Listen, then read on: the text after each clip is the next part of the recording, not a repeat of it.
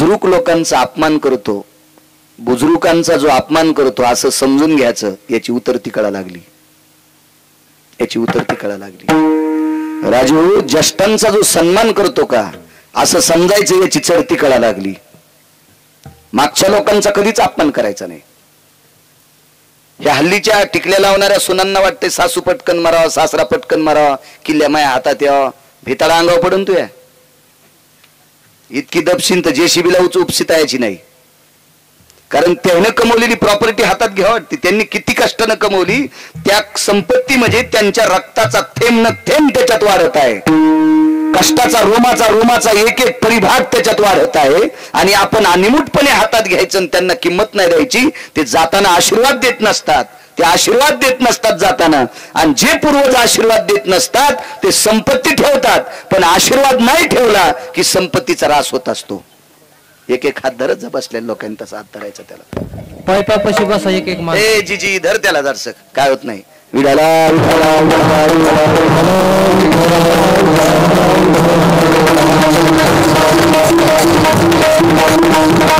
पूर्वजांचा आशीर्वाद लागतो। परमार्थात मोठं व्हायचं असेल नागरे सर, पूर्वजांचा आशीर्वाद लागतो। राजकारणात मोठं व्हायचं असेल पूर्वजांचा आशीर्वाद लागतो। व्यापारात मोठं व्हायचं असेल पूर्वजांचा आशीर्वाद लागतो। वैद्यकीय क्षेत्रात मोठं व्हायचं पूर्वजांचा आशीर्वाद लागतो। आध्यात्मिक क्षेत्र असेल कुठलंही क्षेत्र असू द्या त्याला पूर्वजांचा आशीर्वाद लागतो।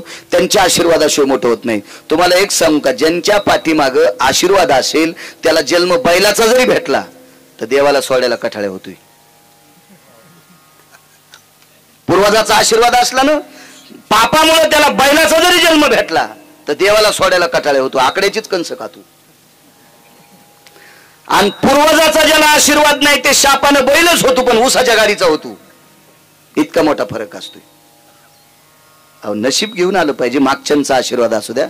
मागच्या 1 महिन्यापूर्वी मलेशियाहून कुत्रा आणला आमचा मित्र, शाळेत शिकायला होता म्हणून मित्र म्हणायचा, शाळेत आम्ही सोबत शिकायला होतो म्हणून मित्र म्हणायचं। ते मलेशियाला गेलं फिरायला, पैशाचा कर झालता, बापान जरा शिल्लक कमवून ठुलतं, पंढरपूरला नाही गेलं, इकडे मलेशियात गेलं बोंबलत, आणि येताना 1,18,000चं कुत्रा आणलं, विमानात आणलं, तिकीट काढून आणावं लागलं असेल नागरे सर। मग कुत्रे किती नशिबाने ती विमानात बसायलेत। एक माणूस म्हणला विमानात बसला, सुंबळे आहेस का काय तू, माणूसच ना, तो विमान विकत घ्यावा इतकं मोठं पाहिजे तू, कुत्रा विमानात बसायला आणि त्याचं तिकीट माणूस काढायलाय, आणि तू विमानात बसलो 3-3 बाऱ्या चोंभाळून सांगायला म्हणलं येडपटेस का काय तू। बुद्धिजीवी माणसं विमानात माणसाने निर्माण केलेत, प्रत्येक माणसाला एक एक भिरभिऱ्यासारखा असावं, काय नावलाची गोष्ट आहे त्याच्यात। कुत्रे बसले, प्रारब्ध सांगायला मागच्यांचा आशीर्वाद असतो। अहो काही कुत्रे इतके नशिबाने, एका माणसाकडे गेलो 1418 रुपयाचा बिस्किटचा पुडा, 1418 रुपयाचा बिस्किटचा एक पुडा। म्हणले कशाला, म्हणले आमच्या कुत्र्याला खाला, जमलं कडे मिळ, म्हणलं या आपण 10,000 रुपयाचे नेतो आपल्या पोरायला, आणि कुत्र्याला 1418 रुपयाचा, नशीब घेऊन आलं का नाही ते, प्रारब्ध आहे प्रारब्ध आहे प्रारब्ध। याचं कारण सांगू, मागच्या वंशाचं पुण्य, मागच्या पूर्वजांचं पुण्य। ठीक आहे, पाप पुण्य समान समी मग पावी जे कर्मभूमी, पैठणच्या मालकांचं वाक्य, दोन्ही जर समान असेल तर मानवाचा जन्म जास्त झाला असेल स्वर्गाला, कमी झाला असेल नरकाला, आणि मग त्याच्यात कमी अधिकचे अजून पुन्हा वेगवेगळे प्रकार आहेत, पण माणूस होण्यासाठी दोन्ही समान लागते। आणि त्याच्यात कमी अधिक झाला असेल तर मग पशु पक्ष्यांचा वगैरे वगैरे जन्म मिळतो, त्याच्यात काही पुण्याचा साठा असेल तर वंशाच्या पुण्यानं मग ते चांगल्या ठिकाणी जात असते। कुत्र का असं ना, पण वेळेला भाकर टाकणाऱ्याच्या घरात जन्माला यावं, याच्याकरता मागच्यांचे आशीर्वाद घेऊन माणसानं जीवन जगत जावं। ज्यांना मागच्याचे आशीर्वाद नाहीत का, 500-500 एकर जमिनीवाले भूमिहीन झाले, आशीर्वाद ठेवून गेले नाही माणसं, आशीर्वाद ठेवून गेले नाही, आशीर्वाद असला पाहिजे माणसांच्या पाठीमागं। गांधारी हुशार आहेत, धात्री नावाच्या स्त्रीचं ऐकलं, विदुर काकाच्या घरी आल्या। दुर्योधन नालायक होता, काय कळतं म्हणे विदुर, काकाला काय कळतंय। काकांच्या घरी आल्याच्या नंतर विदुर काका विवेकाचं टोक होते, आवाज दिला, सुशिला जी मालक, वहिनी साहेब आल्यात। काय वाणी होती हो, वहिनी साहेब आल्यात।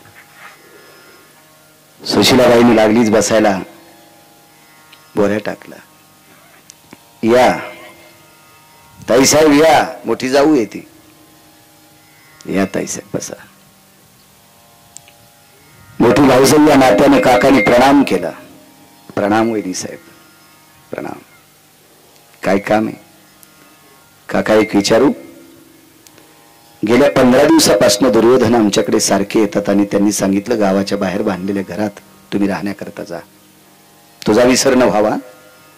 तुकोबाराय देवाला मागतात, देवा मला तुझा विसर झाला नाही पाहिजे एवढं देऊन टाक. दोन्ही म्हणजे तुकोबारायचं वाक्य किती प्रमाण आहे ते सुद्धा, तुकोबाराय किती विवेक दृष्टीने मागतात ते सुद्धा, आणि वास्तूसाठी सुद्धा पोषक, या दोन्ही गोष्टी आपल्या कडव्यावर चालावा म्हणजे अभंगाच्या बाजूला न जाता आपलं सगळ्या दोन्ही गोष्टीचं काम व्हावा असं कीर्तन करायचं. विठाला विठाला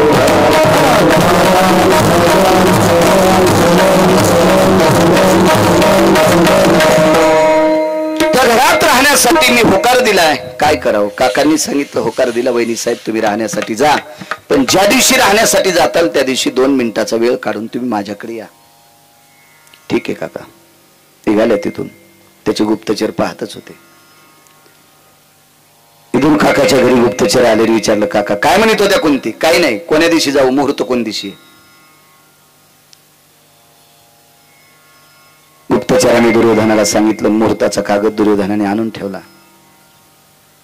तिथे मुहूर्त सांगणारा एक व्यक्ती होता, त्याचं नाव होतं संजय. संजय किती विवेकी होता सांगू तुम्हाला. घरी बसल्या बसल्या अंध माणसाला टीव्ही दाखवत होता. अंध माणसाला टीव्ही म्हणजे कुरुक्षेत्रावर युद्धात किती मेलेत त्याला घरी बसल्या बसल्या कळत होते, आणि नुसते कळत नसून आंधळ्याला सांगत होता. इतका विवेकी व्यक्ती होता तो. व्यास कृपा दीपकू संजय झाला, व्यासांची कृपा होती संजयावर. एवढा मोठा अधिकारी संजय. आणि त्या संजयाने मुहूर्ताचा कागद हातात दिला, जा कोणी अमक्या अमक्या दिवशी राहण्यासाठी जा. दुर्योधनाने तारका खोडल्या. त्याला माहित होतं संजय हा विवेक दृष्टीने गोड आहे, आणि चांगल्या मुहूर्तावर राहायला गेल्याच्या नंतर पांडवांना जाळण्यासाठी घर बांधलंय, ते पांडव जळणार नाहीत यानं तारका खोडल्या आणि चुकीच्या तारखा टाकल्या. त्याच्यात एक तारीख अशी चुकीची म्हणून टाकली, पण कर्मनो गहनोगती पांडवायचं प्रारब्ध गोड होतं.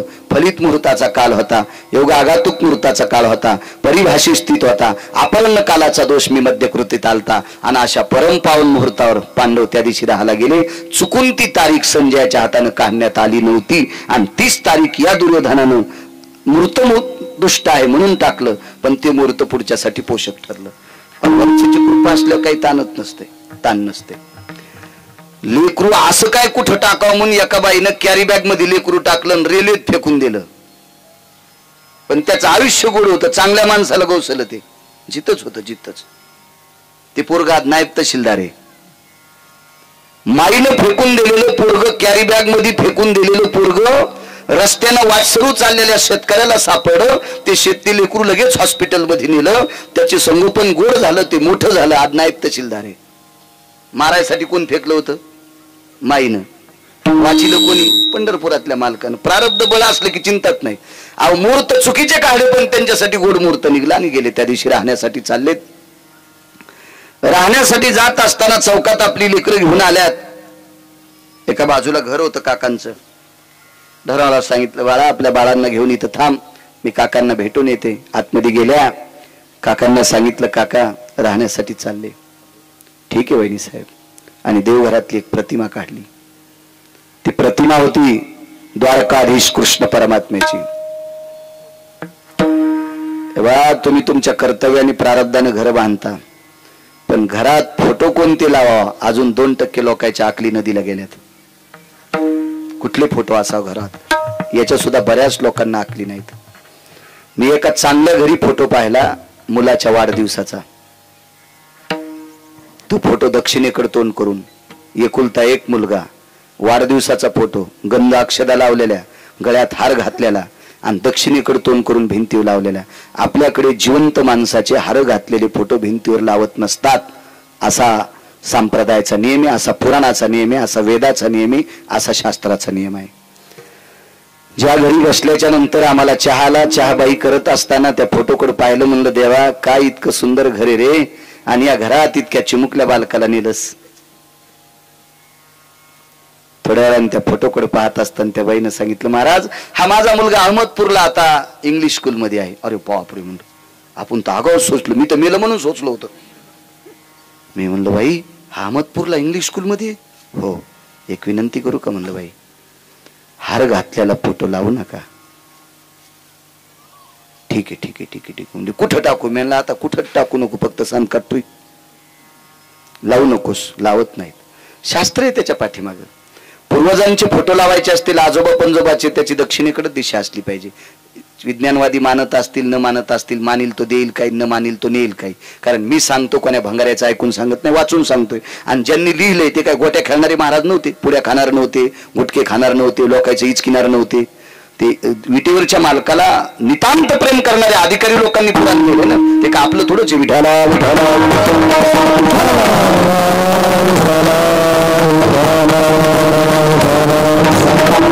लोकांचं वाचून सांगतो. उद्या मला कॉलर धरून विचारू शकतो नागरे सर हे कशात लिहिलेलं आहे. विवेक संपन्न व्यक्ती बरं का. भांगाऱ्या भुंगाऱ्याने विचारलं होतं उत्तर देण्यासाठी माझ्याकडे फार उत्तर आहेत, पण विवेक संपन्न व्यक्तीला आपण त्याचं उत्तर गोड देऊ शकतो. ते विचारू शकतात. या बा 1000 लोकांनी चांगलं म्हणण्यापेक्षा जाणकार माणसं एकानंच चांगलं म्हणावं, त्याचं नाव कीर्तन असते. विठाला लोक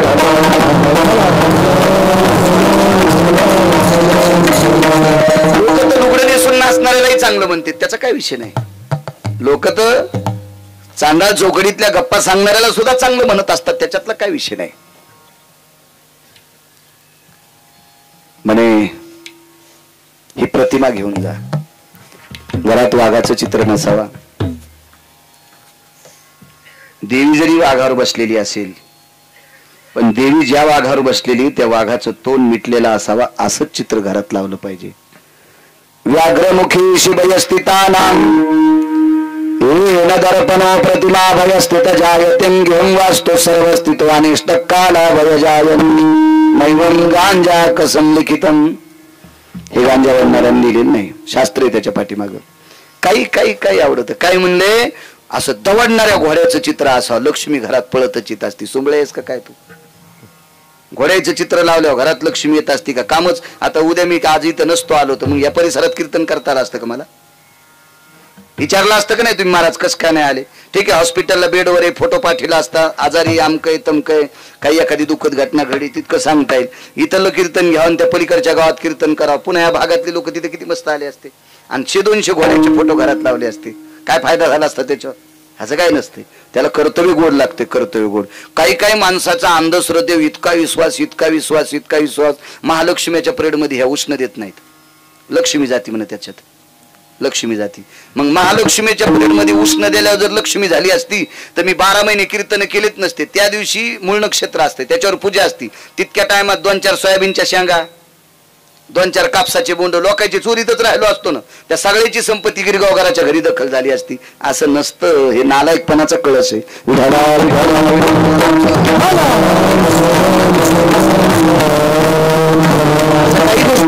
वागावं लागतं, वागावं लागतं. तुम्हाला सांगू का, वास्तुशांती केल्यावर सुद्धा एक नियम असते गोविंदराव.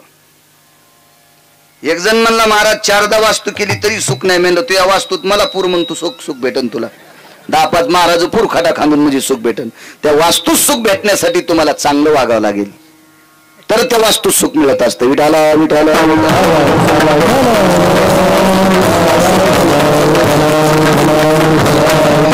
योग असा आला, ती प्रतिमा घेऊन जा. पदराखाली प्रतिमा झाकली. काकानी सासरू नैनानं खाली मान घातली, डोळ्यातून पाण्याचे थेंब टपकत होते. आदराने आपल्या वहिनीला प्रणाम केला आणि सांगितलं, वहिनी साहेब, तुम्हाला दिलेल्या प्रतिमेचा आदर करा, या प्रतिमेचा विसर पडू देऊ नका. तुमच्यावर माती शिपडायची ताकद कोणाची नाही, पण या प्रतिमेचा जर विसर पडला तर तुमची 5 वासरं वाचतील, याच्यात मला सुद्धा शंका आहे. अंतःकरणात धसका घेतला आणि दूर काका घरी निघून गेले. सांगितलेल्या शब्दात खुणगाट बांधली.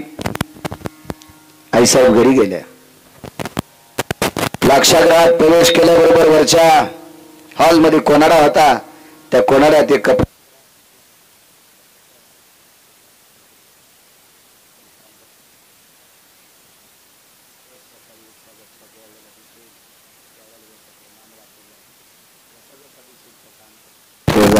याचा विसर पडू देऊ नका रे, आपल्याला या वास्तूत सुख प्राप्त होईल.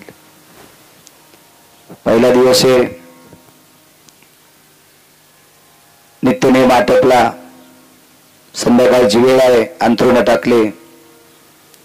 पांडव झोपल्या गेले भिंतीला टेकन देऊन त्या मूर्तीकडे बघत कुंती आई साहेब सारखं त्याचं चिंतन करत होत्या. रात्रीच्या 1 वाजता पुरोचन नावाचा व्यक्ती आला. हातात पेटलेली मशाल होती, त्या घराला लावायची होती, पण कुंती आई साहेब जाग्या असल्यामुळे तो निघून गेला.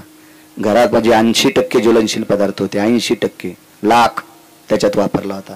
लाख कशाला होता माहिती? तुम्ही मतदान पेट्या सील करायला ते लाख वापरीत होते ना, गरम करायचा आणि ते लाख. बायकांना माहित असेल लाख मोठाले मनी केले होते दबुनी म्हणून सोनार मधात भरी तू. मी काय बाई नाही, पण मला असं वाचायचं नाद आहे त्याच्यामुळे माहिती आहे. विडाला विडाला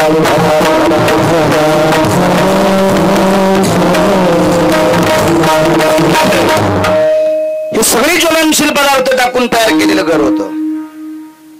घराला विस्तू लागल्याबरोबर 11 सेकंदात घर पेटणार होतं. तितकं ज्वलनशील काहीच नाही. 9 वस्तू एकत्रित टाकलेल्या होत्या. बॉम्ब सारखा भडका त्याचा होणार. 11 सेकंदात अशोभ घराची राख होणार. एवढे पदार्थ त्याच्यात होते. पण बाई जिवंत जागे बघते आपल्याकडे म्हणून पुरोचन निघून गेला. बघता बघता 2-3 दिवस निघून गेले. रात्र जागून काढायची. रात्रभर त्याच्याकडे बघायचं. पहाटे ब्राह्मी मुहूर्त झाले की लोक उठायचे.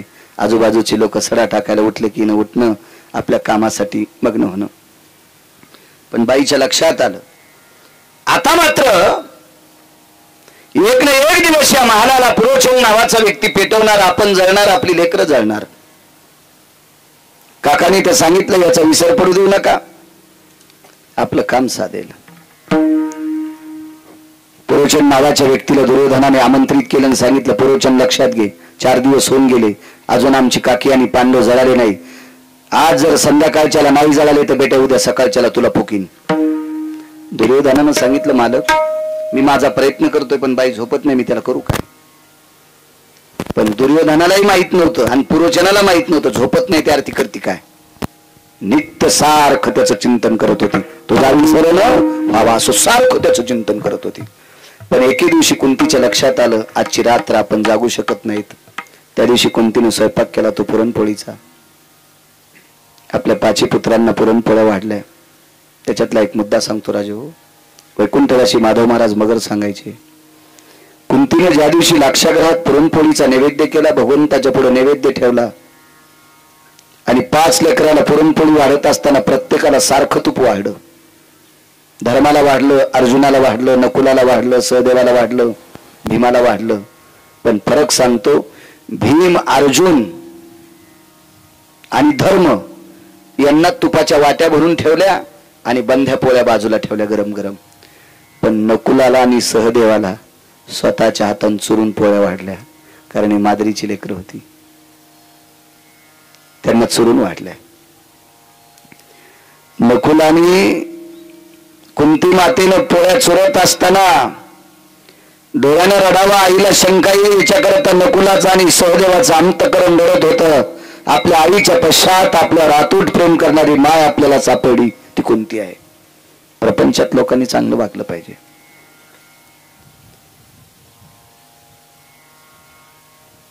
तुम्हाला सांगतो, ज्याच्या मागं पुढे कोणी नाही त्या लोकांनी चुकीचं वागलं तरी त्याचा परिणाम जगावर होत नसतो किंवा कोणावर होत नसतो, तो एकटा असतो. पण संसारातला एक माणूस जर चुकीचा वागला तो सोयऱ्या धायऱ्यापर्यंत त्याचा शेक जात असतो. म्हणून प्रापंचिक जीवनातल्या माणसानं चुकीचं वागता कामा नये. तो कोणाचा तरी भाचा असतो, कोणाचा तरी मेहुणा असतोय, कोणाचा तरी काका असतोय, कोणाचा तरी भाचे जावाई असतो, कोणाचा मामे जावा, काय काय नाना प्रकारचे त्याचं नातं असते. तिथपर्यंत त्याच्या झळा पोहोचत असतात. म्हणून संसारातल्या माणसानं गोड वागावं. उदाहरणार्थ मी संन्याशी, आता मी चुकीचं वागलो तर काय मागणं पुढून फुफुटा उड, लोक बेदखल करतील, चल चल सरक बाजूला. पण मी चुकीचं वागल्याच्या नंतर कुठेतरी एक रक्ताचं नातं शिल्लक असतं, त्या नात्याला तडा जात असतो. अरे आपला लय विश्वास होता बाळ्यावर, पण बाळ्यानं तडा दिला, झालं त्यांचं अंतकरण तुटलं. म्हणून प्रपंचातल्या लोकांनी चुका करता कामा नये. त्याचा फार मोठा स्फोट होत असतो आणि त्या स्फोटामध्ये नाना प्रकारचं नुकसान होत असतं. म्हणून संसारातल्या लोकांनी अत्यंत गोड वागलं पाहिजे. उन्हाळे पावसाळे हिवाळे येत राहत असतात, कमी अधिकपणा येत असतो, निसर्गाचा जसा समतोल बिघडत असतो तसं माणसाच्या जीवनाचा सुद्धा समतोल खालीवरी होत असतो. सुख दुःख नाना प्रकारच्या गोष्टी पाठीमागे असतात आणि त्याला तोंड देऊन पुढे चालत असतो. त्याचंच नाव प्रपंचातला राजा म्हणत असतात. अहो, विश्वाचा मालक संसारात पडला, त्याला तरी संसारात कुठं सुख होतं? विश्व ज्याच्या ताब्यात त्याला जगाचा बाप म्हणतात अहो 6 महिने 26 दिवस त्याची पत्नी राक्षसांच्या तावडीत राहती, त्याला काय सुख होतं का अशोक संसारात? त्यालाही संसारात सुख नव्हतं. महान शक्ती प्रभू जरी झाला संसाराचा दास, त्यालाही दुःख होतं संसारात. विठोबाच्या मालकाचं आपण चिंतन करतो, त्या मालकाला 16,108 पत्न्या, एका पत्नीचा राग, एका पत्नीला मालकाचा राग आला आणि वैकुंठ सोडून पंढरपुरात खाली आल्या. त्याला तरी संसारात नरवेळेस लक्ष्मीने दुःख दिले. तर तुम्हा आम्हाला संसारात अविरत 100% सुख भेटेल याची अपेक्षा का करता? कारण संसार हा दुःखाचंच मुळे. फलकट तो संसार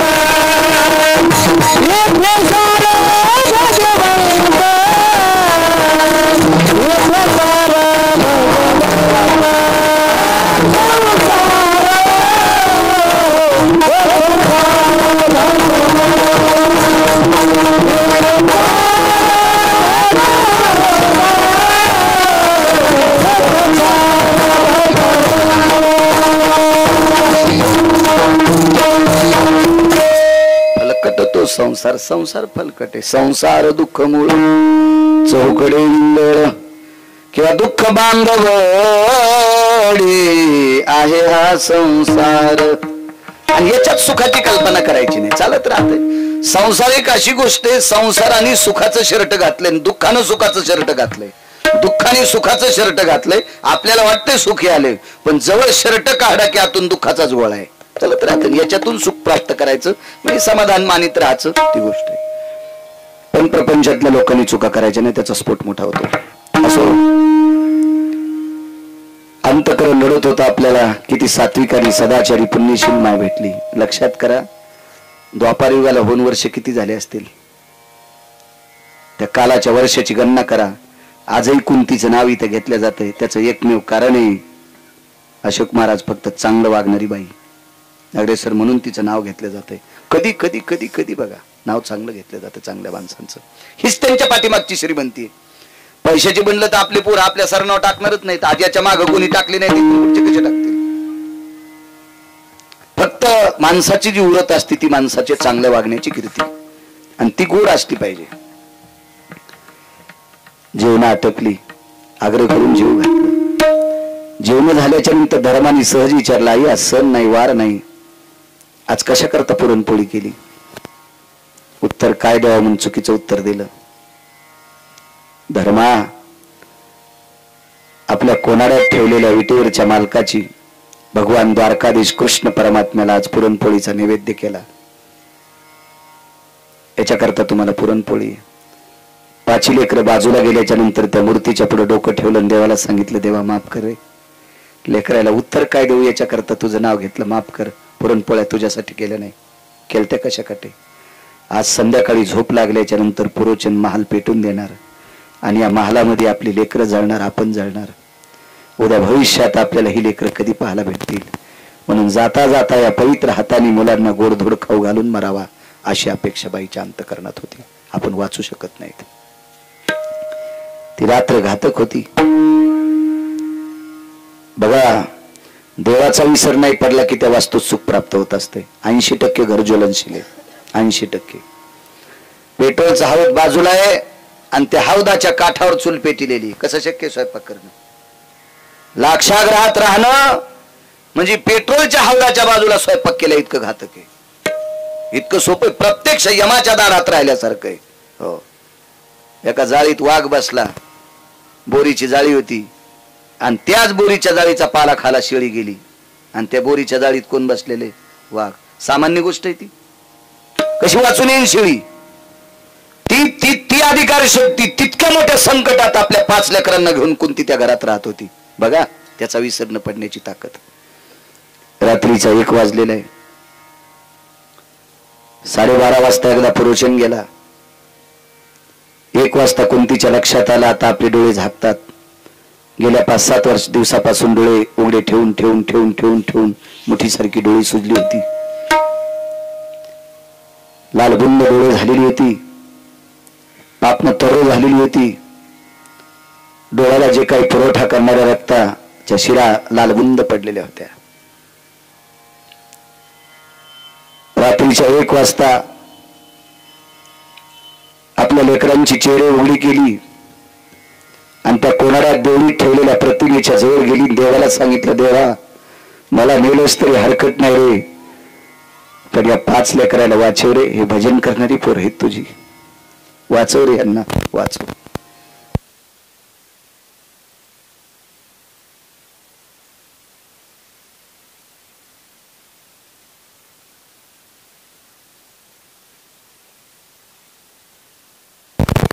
एक विनंती करते देवा, 5 जणाला वाचण्यासाठी तुला त्रास होत असेल, एवढा कामाचा व्याप सांगत नाही, पण एक लक्षात ठेव, मी आणि माझे गेले तरी चालेल, मी आणि माझे गेले तरी चालेल, पण माझ्या मालकाने जिच्यासोबत लग्न केलं तिला माद्री म्हणतात. त्या माद्रीचे 2 पुत्र जिवंत देव चंद्र सूर्य तोपर्यंत माझ्यावर विश्व कृपा करील. या दोघांना वाचवलं देवा, या दोघांना वाचव. आता मी तुला बघू शकत नाही. भिंतीला टेकन दिला आणि त्याच्याकडे बघत होती. सारखं त्याचं स्मरण करत होती, त्याचं चिंतन करत होती. बघता बघता डोळे झाकले. आयुष्याने एकदा डोळे उघडले आणि अंतकरणातून एक ध्वनी निघला, देवा सांभाळ लेकराला, सांभाळ सांभाळ. हे वनात सापडलेली सावजेत्री देवा कर यांच्यावर कृपा. आणि डोळे कुंतीने डोळे झाकले. 1:15 सुमारास पुरोचन नावाचा व्यक्ती हातात मशाल घेऊन आला. हिने केलेल्या आग्रहापोटी वैकुंठातले मालक द्वारकेमध्ये निद्रा करत होते. रात्रीचे 1:15 वाजले. अशा वेळेला फार दिवशी जगाचा मालक जागा झाला.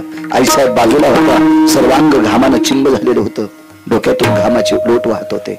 आईसाहेब विचारलं, काय? काही नाही. गरुडाला पाचारण कर. गरुडाला पाचारण केलं आणि गरुड सुदर्शन आणलं आणि हातामध्ये भगवंतानं रात्रीच्या 1:15 वाजता सुदर्शन घेतलं आणि पुरुचन नावाचा व्यक्ती लाक्षागृहाला आग लावणार तेवढ्या अवकाशात सुदर्शन पडलं. चक्र मारके धरली फोडी. लाखा जोर में पांडव बैठे ताग लगाई बिगड़ी किने बजाए नाथ मोरे बिगड़ी किने बजाए. जिथे पांडव आणि कुंती आहेत तितक्याच जागेला छिद्र पाडलं. नर्मदेच्या तीरावर पांडव सुखरूप नेले. वसरीमध्ये त्या दिवशी एक बिल्ली आलेली होती. तिचे 5 लेकरं घेऊन ती वसरीत झोपली होती.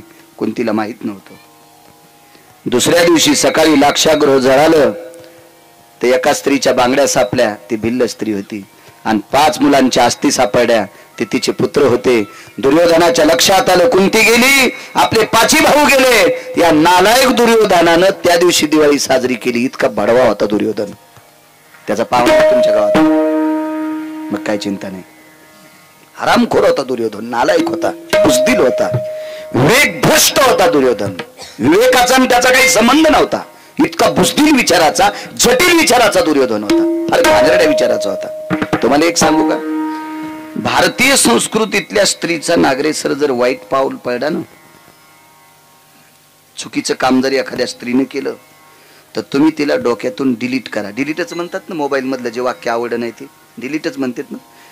तिला डिलीट करून टाका, पण तिची चेष्टा करण्याचा अधिकार भारतीय संस्कृतीतल्या पुरुषाला नाही, अशी वेद शास्त्र आणि पुराण नीती सांगते.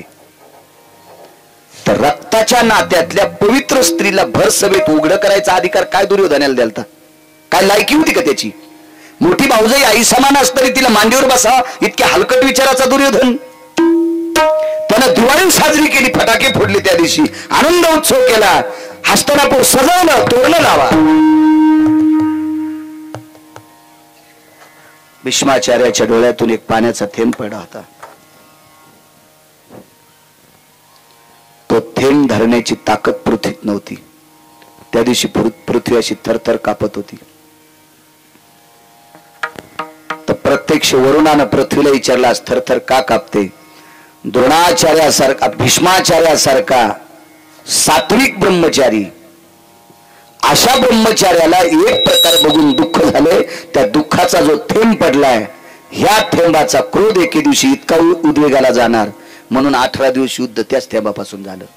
ते कायमस्वरूपी राग चालत होता, कायमस्वरूपी. चांगल्या माणसांना जी गोष्ट सहन होत नसती का, तिचं पाप फेडावं लागत असतं. एक लक्षात ठेवा, मुद्दा सांगतो. आपल्या बापदाद्यांनी 72च्या दुष्काळात एक टाइम जेवून आपल्यासाठी जमीन कमिली, आपल्यासाठी घरं बांधले, संपत्त्या ठेवल्या, 4-2 रुपये ठेवले. ते कधी कधी गोव्याला गेले नाही, कधी कधी हनीमूनला गेले नाही, त्याने चुकीच्या ठिकाणी 1 रुपया खर्चीला नाही. लेकरं बरं होईल, आनंदाचं सुखानं त्यांचं जीवन जगल यांच्याकरता त्यांनी 4-4, 5-5 लुगडे नेसले नाही, 2च लुगड्यावर संसार केले. काम करायचे असेल तर 2-3 थिगडाचं लुगडं नेसलं. अशा परिस्थितीत बापानं गाठी मारलेलं धोत्र नेसलं, साधा पिळा पडलेले पटके घातले. अशा परिस्थितीत संपत्ती कमावा आणि त्या पोरानं बायकोच्या फेरंदवलीसाठी केळीचं ढेलं इकावा. काय मरताना आशीर्वाद देईल ते म्हातारं?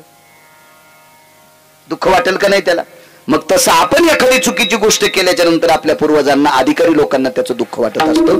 हे दुःख भीष्माचार्याला ज्यावेळेला वाटलं, त्या थेंबाचा उद्रेक झाला. 18 दिवसाचा युद्ध प्रसंग. अजून 9 कारण आहेत त्यासाठी, पण पुढे बघू. बैल 2 जमीन 300 एकर कशी नांगरता येईल? जस जसं तो मला बोलता येईल तितकं बोलेल ती. पांडव तिकडे सुखरूप गेले. माझ्या तुकोबराने विटीवरच्या मालकाला विचारलं, प्रभू एक विचारू, पांडवाला जाळण्याचा प्रयत्न कोणी केला? सख्या चुलत भावानी. रात्री झोप तू स्वतःची मोडून का घेतलीस?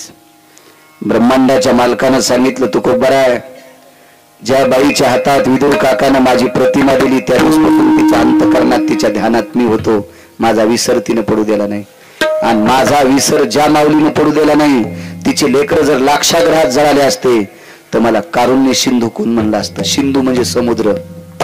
मला कारुण्याचा सिंधू, कारुण्याचा सागर ही उपमा आहे.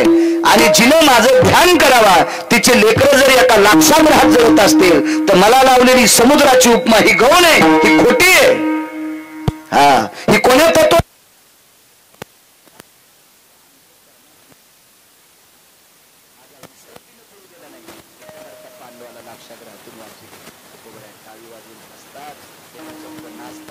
आणि देवाला सांगितलं, देवा देवा, तुझा विसर न पडल्यामुळे रक्ताच्या नात्यातली माणसं फुकवलेत होते, पण तुझा विसर न पडल्यामुळे त्यांना तडा दिलास आणि त्या वास्तूमध्ये पांडवांना त्यांच्या आईला वाचविलंस. याची एकमेव ताकद आहे तुझा विसर न पडण्याची. मग मला तरी दुसरं देतोच कशाला? म्हणून पहिलं करू.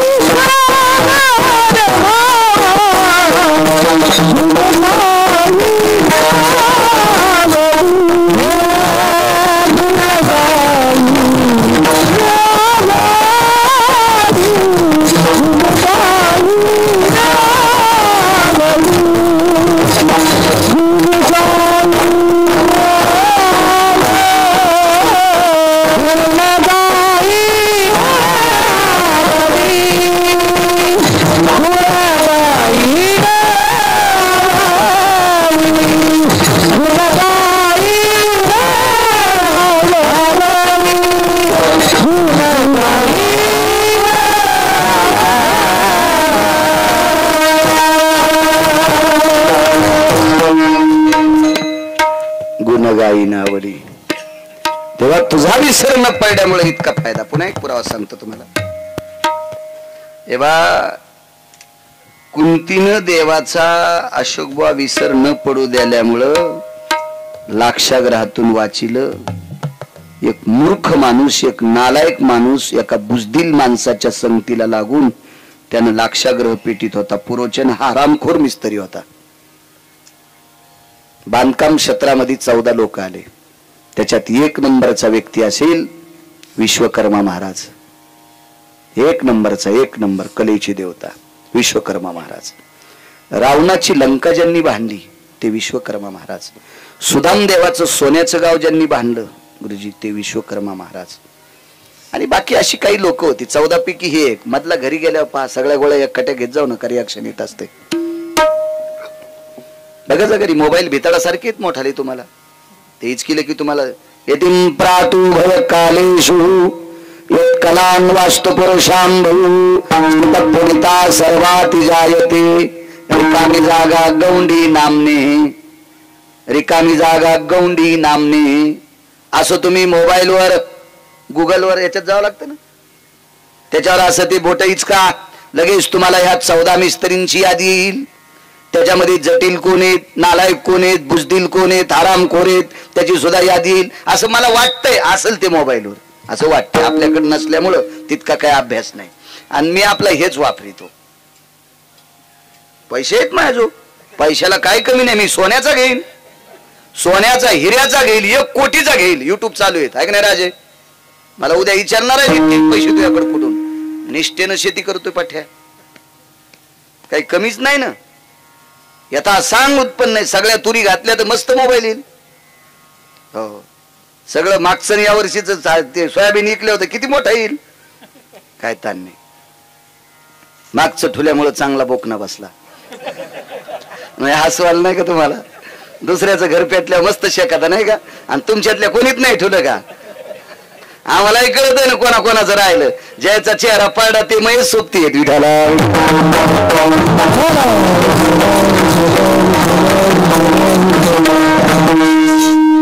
जास्त नव्हतं माझं, थोडस होतं काय ताण नाही. मोबाईल घेईन मोठा त्याबद्दल दुमत नाही, पण चाललंय याच्यावर काय. याच्यावर बी तारखा आल्या आता, त्याच्यामुळे आपल्याला काय अडचणत नाही. आता त्या भितडावानी त्याच्यावर तारखा येतात असं काही विषय नाही. याच्यावर बी येतात.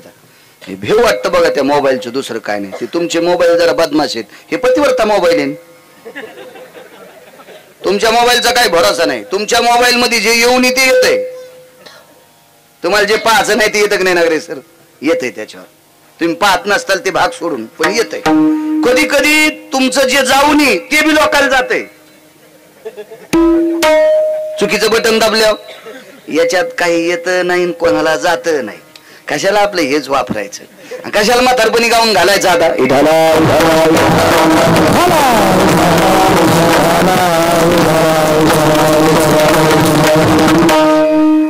घराची ताकद, नामसाधनेची ताकद किती मोठी आहे.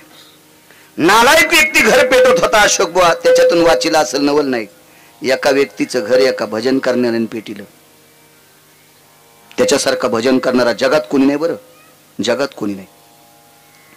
तो भजन करणारा किती श्रेष्ठ आहे. तो भजन करणारा किती श्रेष्ठ आहे हे आळंदीतल्या मालकाकडून ऐकायचं. तो भजन करणारा किती श्रेष्ठ आहे ते देहूतल्या मालकांकडून ऐकायचं. तो भजन करणारा किती श्रेष्ठ आहे माझ्या पैठणच्या मालकाकडून ऐकायचं. उद्याची वारी आहे पैठणच्या मालकांची. जा वारीला, जा राजू, अशा संतांच्या वाऱ्या कर जा. आपल्या बाकीच्या वाऱ्या मिटत येतात. हो ह्या संतांच्या वाऱ्या नाही केल्या की ते लय वाऱ्या मागला इथं. हो पोरग झाल्यापासून दवाखान्याच्या वाऱ्या. हो काही काहीच्या पोटात येतापासून दवाखान्याच्या वाऱ्या आहे का नाही. ह्या वाऱ्या मिटावा, भांगाऱ्या वाऱ्या मिटावा याच्याकरता संतांच्या वाऱ्या करायला पाहिजे. झालं पाहिजे वारीला. हाय जवळ आहे.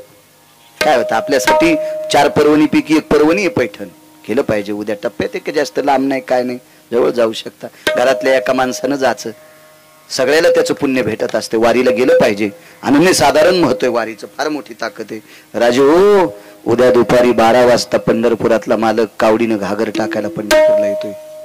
उद्या पंढरपुरातले मालक पैठणला एक कावड टाकण्यासाठी येते. एक कावड.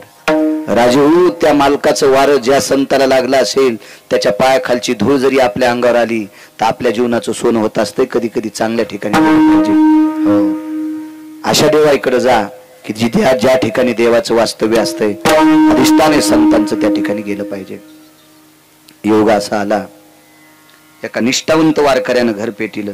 तो वारकरी किती मोठा होता. येऊन जन्मला मरकट वैष्णवा माझी अतिश्रेष्ठ हनुमंत म्हणावया कनिष्ठ ऐसा पापिष्ट कोणाई. वैष्णवा माझी अतिश्रेष्ठ. पैठणच्या मालकांचं वाक्य. सर्व वारकऱ्या श्रेष्ठ मारुतीराय. ध्वजस्तंभावरी वानरू मूर्तिमंत शंकरू. प्रत्यक्ष शंकर मारुतीराय. शरण शरण जे हनुमंता तुम्हालो रामदूता. देहूतले मालक ज्या मारुतीरायला शरण जातात ते मारुतीराय किती अधिकारी. ते वैष्णवात अतिश्रेष्ठ. ते प्रत्यक्ष शंकर आहेत. एक नंबरचे वारकरी आहेत. धर्मानाम पवित्रयो धर्म संन्यासु पवित्रा. पवित्र उत्तम रांगाला वेढून घेतलेला संन्यासी. आणि त्या संन्याशाने एक जणाचं घर पेटिलं. एक जणाचं घर पेटिलं. नाही झालं. ताकद कशाची. तुझा विसर न व्हावा. मारुतीरायनं एका घराला शुकवा लावल्याच्या नंतर 550 घरं जळत होते. 550 घरं भोवतालची जळत होते. पण या व्यक्तीच्या घरावर 4-5 बाऱ्या शेपटी टेकली. त्याचा कलरही जळाला नाही. गोविंदराव कलर नाही जळाला. कलर नाही जळाला. धर्माची पताका नाही जळाली. दारातलं तुळशीवरून लावून नशाल तसं. ताकद कशाची होती. माझे देहूतले मालक सांगतात ते घर मारुतीराय जाळत होते पण घर जळालं नाही. त्याची एकमेव ताकद आहे प्रतापे सबल नामाची.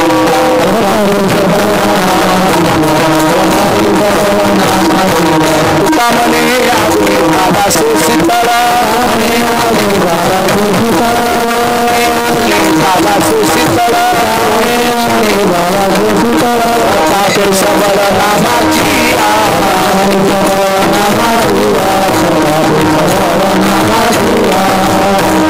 कामने अग्नी झाला से शीतळ प्रतापे सबळ नामाची. गिरगावकरांचं वाक्य काय. देऊतल्या मालकांचं वाक्य. तुका म्हणे अग्नी विस्तू झाला से शीतळ. पण प्रताप कशाचा होता. प्रतापे सबळ नामाची. अख्खी लंका जळाली. अख्खी लंका. एक शपथ पुरावा आहे हा मी तुम्हाला संतांचा सांगितला. एक शपथ पुरावा. आग लगी लंका में हलचल मचाई विभीषण की कुटिया कैसे बचाई रे कैसे बचाई. वाह तुम्ही वाजिल्यामुळे म्हणता आलं. मला कुठं गाता येते. गाणारी ही लोक रत्न आहेत. आपल्याला कुठंच येते. लंका जळाली पण बिभीषणाचं घर जळालं नाही. का.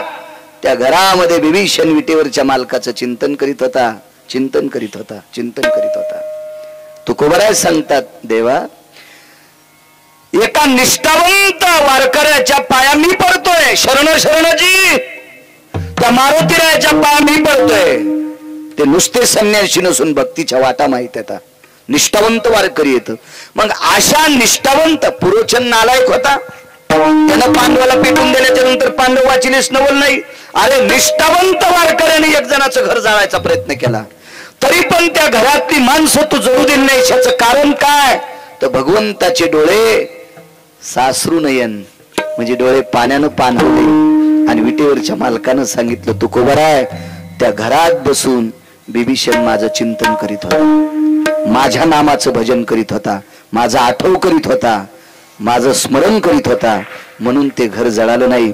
तुकोबराय म्हणतात देवा तुझा आठव केल्याच्या नंतर तुझं स्मरण केल्याच्या नंतर तुझं विस्मरण न होऊ देण्याचं काम त्यानं अंतकरणात ठेवलं. म्हणून विभीषणाचं घर जळता जळता वाचितोस. मला तरी दुसरं देतोस कशाला. म्हणून पुन्हा पहिलं दान देवा देवा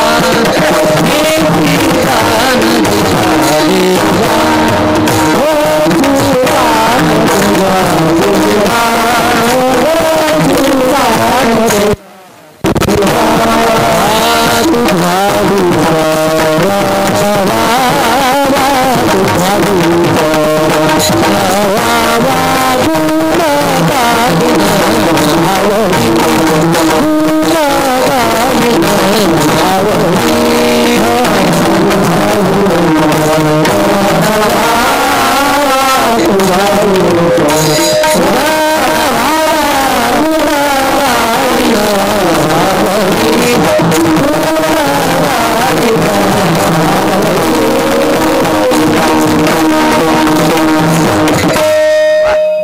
तुझा विसर न व्हा. अशोक भाऊ आपला टाइम संपला तरी पण 10 मिनिटं घेतो.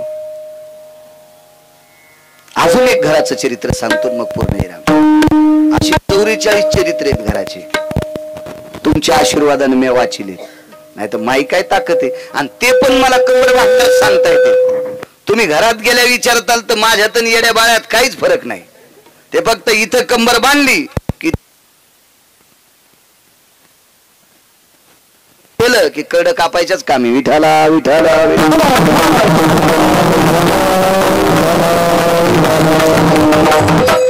एका घरामध्ये 14 माणसं झोपलेली.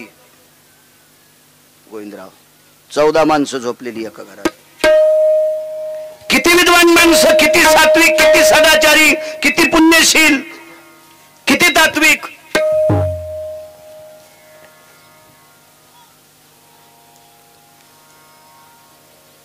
त्या घरातली माणसं भजन केल्याशिवाय पाणीच पित नव्हती. ते घर होतं दामू शेट्टींचं. त्या घरात 14 माणसं. नामदेवाचे घरी 14